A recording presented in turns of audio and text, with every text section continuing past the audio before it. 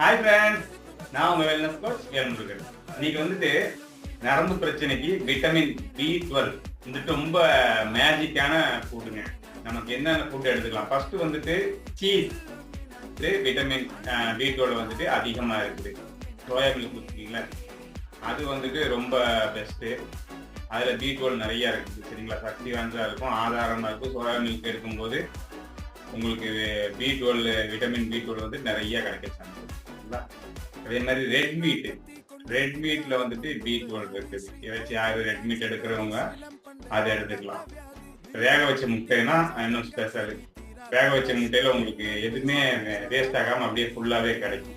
ஒரு கப்பு தயிர் எடுத்தோம்னா 28% விட்டமின் B12 இருக்கு. சொன்ன இது பூராமே வீட்டு குறிப்புகளோட சேர்ந்தது, டாக்டரோட கன்சல்டோட நீங்க எடுத்துக்கலாம். சரிங்களா, அந்த இன்ஃபர்மேஷன் உங்களுக்கு யூஸ்ஃபுல்லாக இருக்குன்னு நம்புறேன். தேங்க்யூ.